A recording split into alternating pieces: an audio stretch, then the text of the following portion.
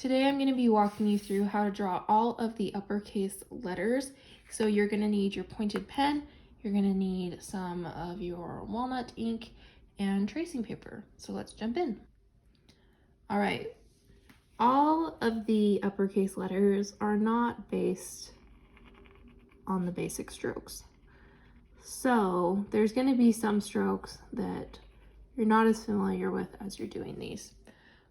I did include a few strokes that are repeated often in the uppercase letters as practice strokes, but uppercase letters aren't like lowercase letters in that they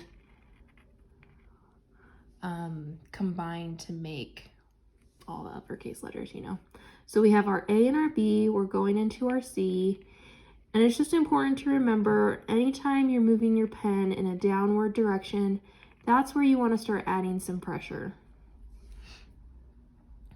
And anytime you're moving your pen in an upward direction, that's when you want to have light pressure.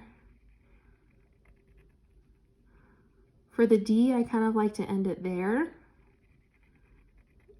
and then I connect it afterwards. That wasn't a very clean connection, but that's usually how I do it. E,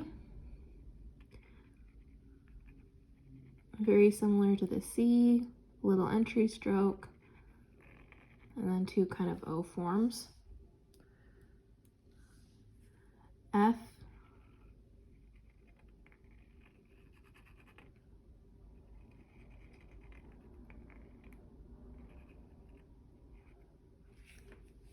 so again, not based on any basic strokes. Some of the letters are similar though to their lowercase counterparts. So for example, the G is going to be very similar to the lowercase g. And if uppercase letters are intimidating to you, one, just need to practice, but two, you can get away with not including uppercase letters in your work. So for me, when I started lettering, I just did everything all lowercase for like a year and a half before I started doing capital letters. So don't worry if they're a little intimidating. Just keep practicing, and you can always, you know, if you're making a card for someone or something, you can just do their whole name in lowercase letters. You don't have to worry about capitalizing if it's stressing you out. Okay, this little entry loop. That's a really great one to practice because it's repeated so often.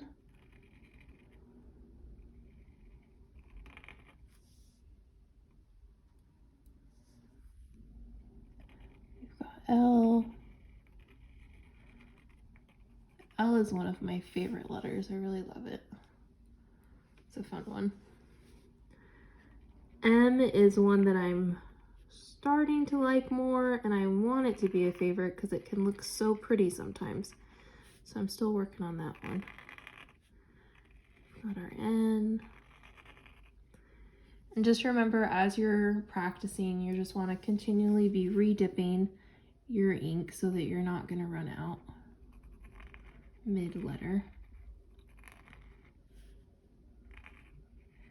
And for me, it's like I'm getting 2 letters in and then I'll re-dip. That's kind of how often I'm doing it. Q, for this one, it's different than our O where all the weight is on the left side. There's weight on both sides. So you'd start here and then do the same thing on this side and just meet in the middles. That's a common way to do a Q. Got our R that has little entry stroke.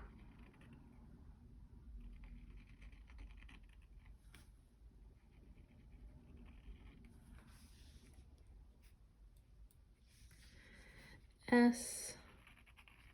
S is a fun one. There's lots of options with this one to customize it and change it up. T.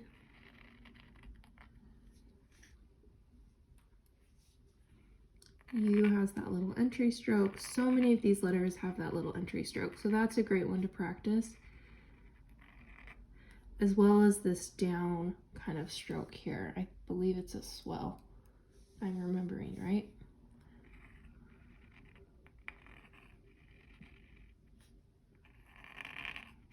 V, W. Whoops, so I ran out of ink on that one, and that's okay. I can just come back and kind of meet it where I was and then fix it. So at this point, you can't really tell I ran out of ink there. Got a few more. X.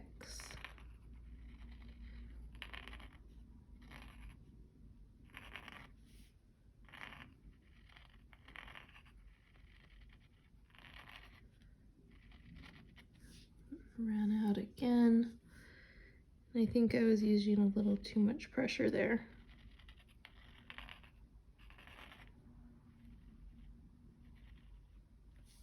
And last one is Z.